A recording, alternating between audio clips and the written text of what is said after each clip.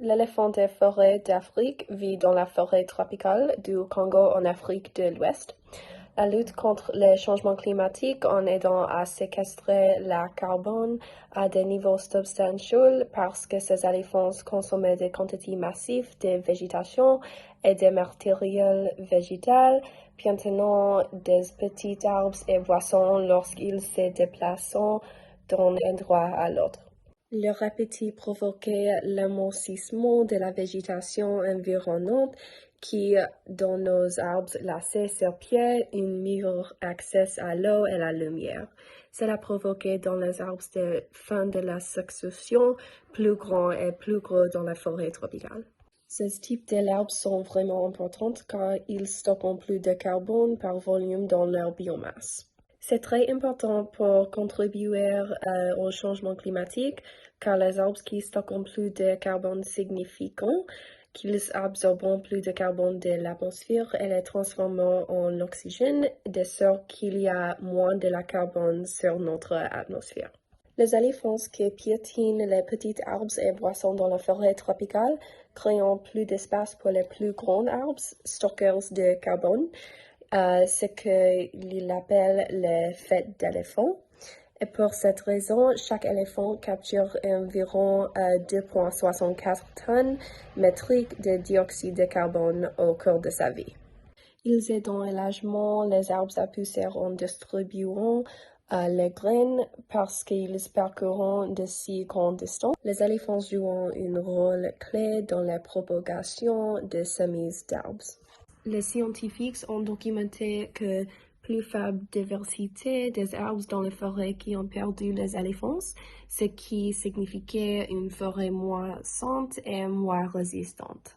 Garder les forêts et bonne santé garantit que les arbres continueront à stocker du carbone dans leurs troncs, leurs racines et leur sol, ce qui contribuait à réduire les effets des changements climatiques.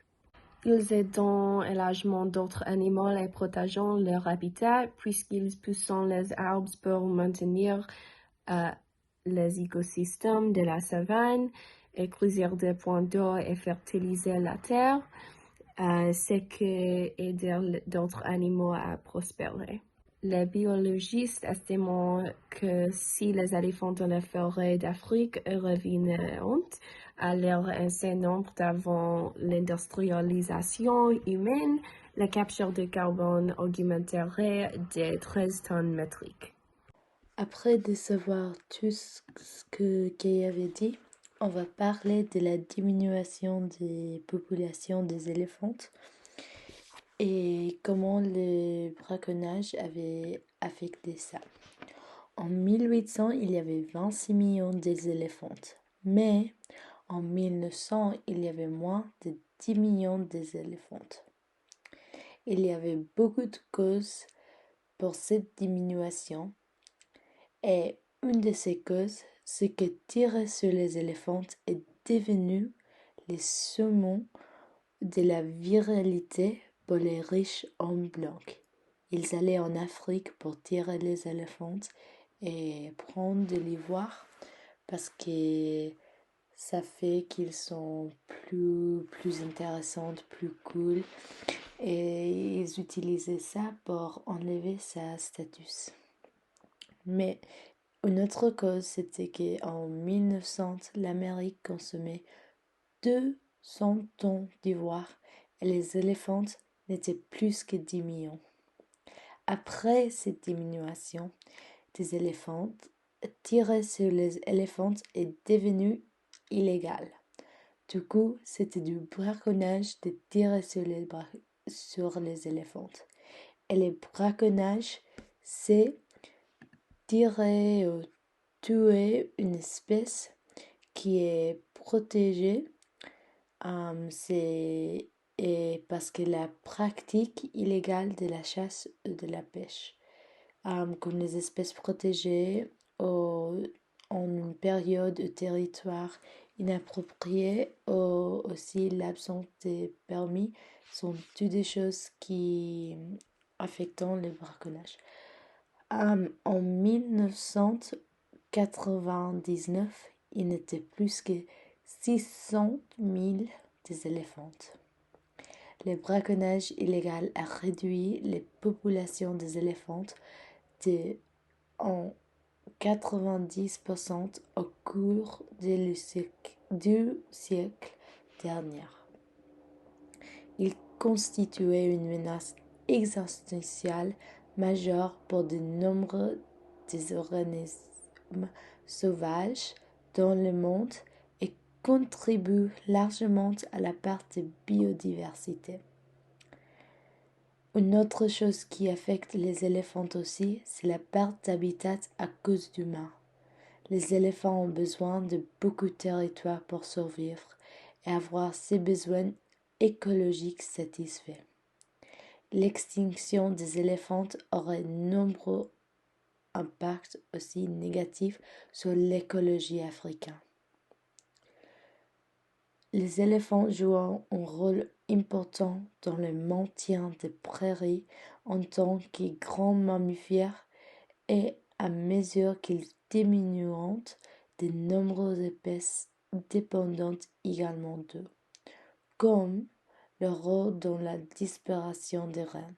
Par exemple, les balanites wilsonia, un arbre de la canopée dominante dans les forêts de Kibale, en Ouganda. Les éléphants sont les seules espèces qui dispersent les grains de cet arbre. Du coup, sans les éléphants, cet arbre ne peut pas disperser ses graines. Une autre espèce qui a une relation symbiotique avec les éléphants sont les pics, les aigrettes, les antilopes et les babouins.